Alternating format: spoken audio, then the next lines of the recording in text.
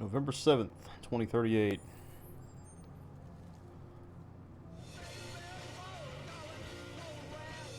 Ha ha!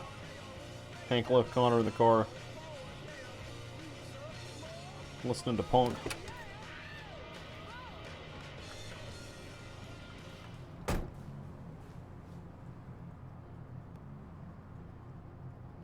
Well, alright.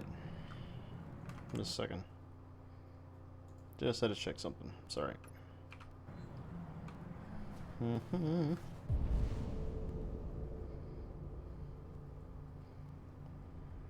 What's my goal here? Debrief with Hank. But first, we have to lore build. Is this another book? It's time for story time with Scar again. What happened to the man of the century, the mysterious Mr. Kamsky? Politics in focus. Are American senators really corrupt? That has to be rhetorical. China earthquake kills 10,000 people. I mean, that's terrible, but I love how that's the second story behind are politicians actually corrupt. That's a little bit telling. What happened to the man of the century? In 2028, Elijah Kamsky was our man of the century. His creations have transformed our world. Androids didn't just revolution. Was he the creator of androids, I wonder? Androids didn't just revolutionize the economy, they changed the way we live, reconstructed our family life, and altered the balance of society forever, whether for good or bad. It's for bad, mostly.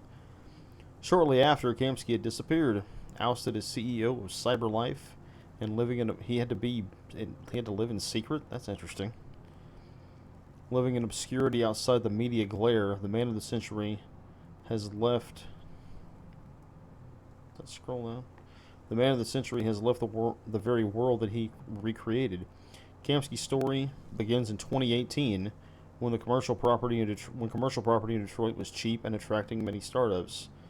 The college graduate bet what little he had on developing an Android prototype and spent years to no avail until hitting on two breakthroughs: Blue Blood and biocomponents, things that Marcus stole.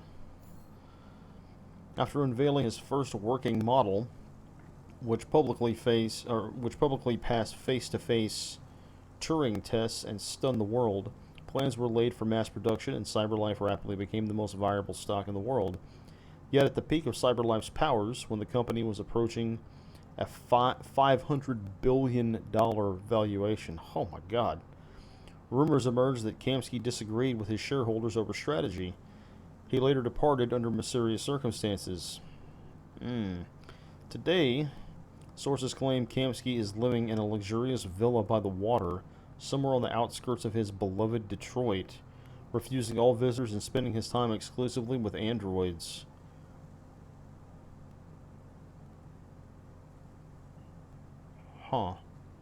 And the most interesting question remains unanswered. What is in the mind of the mysterious Mr. Kamsky?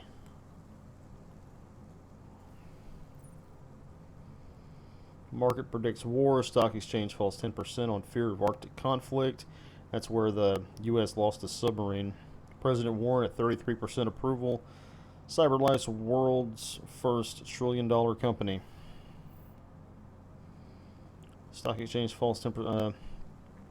The aggregated U.S. stock exchange closed trading 10 points down yesterday following a string of similarly poor performances in recent weeks. Financial experts are attributing this poor performance to huge devaluations of consumer stocks as the market continues to bet that America will go to war over the Arctic sooner rather than later. War over the Arctic. This assessment is supported by healthy performance of military stocks, with aviation and weapons manufacturers enjoying unprecedented growth. Oh boy.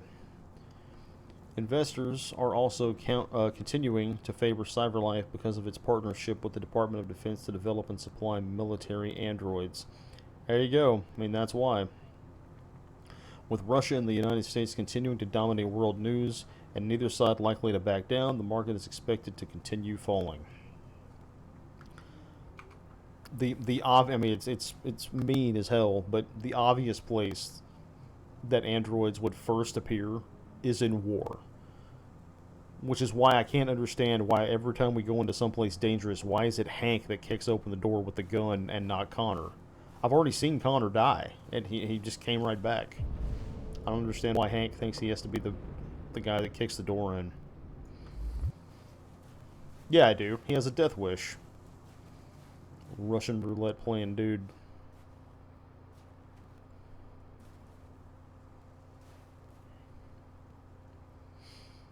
Nice view, huh? I used to come here a lot before.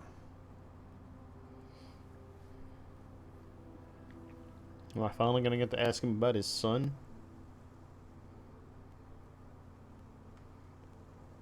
Before what? Hmm? You said, I used to come here a lot before. Before what?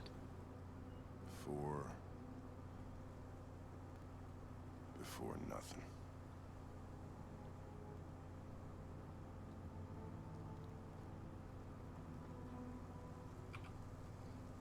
Can I ask you a personal question, Lieutenant? Do all androids ask so many personal questions, or is it just you? I think most of them do. Man, is that a line I really want to cross? I saw a photo of a child on your kitchen table. Shit. It was your son, right? Yeah. His name was Cole.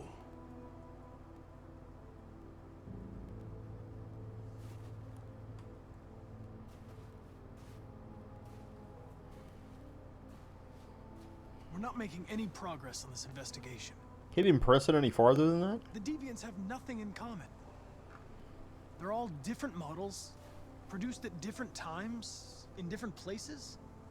Well, there must be some link. RA9. And, like clockwork, What they have in common is this obsession with RA9. It's almost like some kind of myth. Something they invented that wasn't part of their original program. Androids believing in God. yeah. Fuck, what's this world coming to? You seem preoccupied, Lieutenant. Is it something to do with what happened back at the Eden Club? Those two girls, The Tracys. they just wanted to be together. They really seemed in love. They were.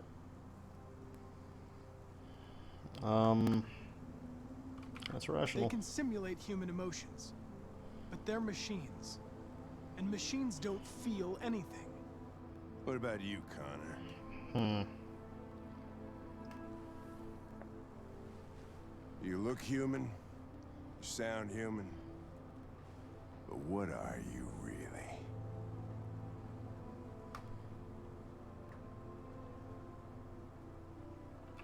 I'm whatever you want me to be, Lieutenant.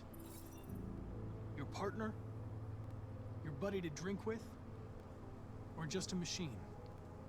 Designed to accomplish a task. You could have shot those two girls, but you didn't. Why didn't It's you true. shoot Connor? Some scruple suddenly enter into your program? I'm not lying to Hank. No. I just decided not to shoot. That's all. Oh, God. I could kill you, And it wouldn't matter. and you would just come back as if nothing happened. Exactly. But are you afraid to die, Connor?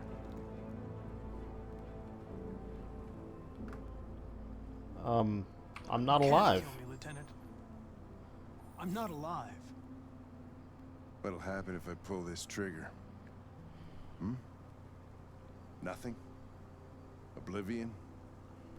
Android heaven?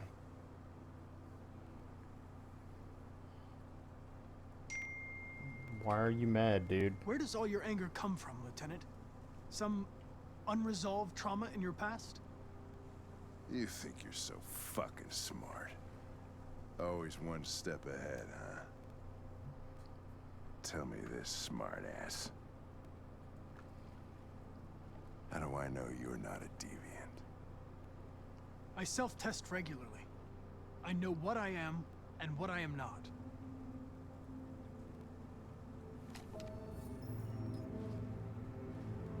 Where are you going? To get drunker. I need to think.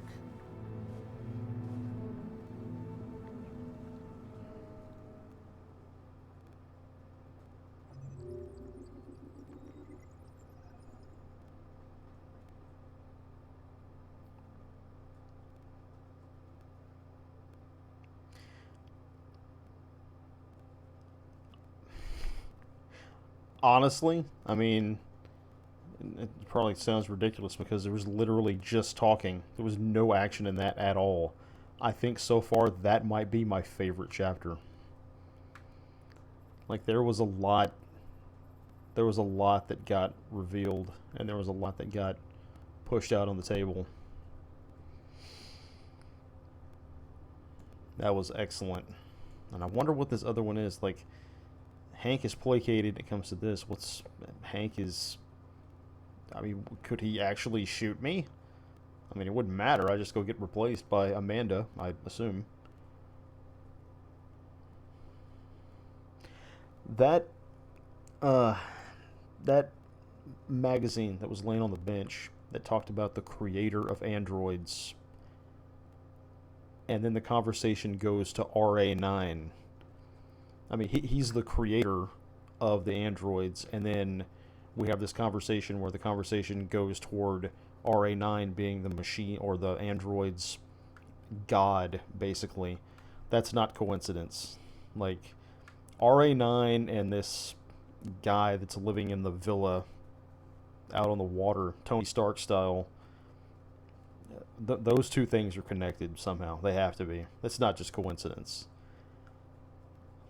Anyway, that was really good. That was really good. We're moving on. See you in the next one.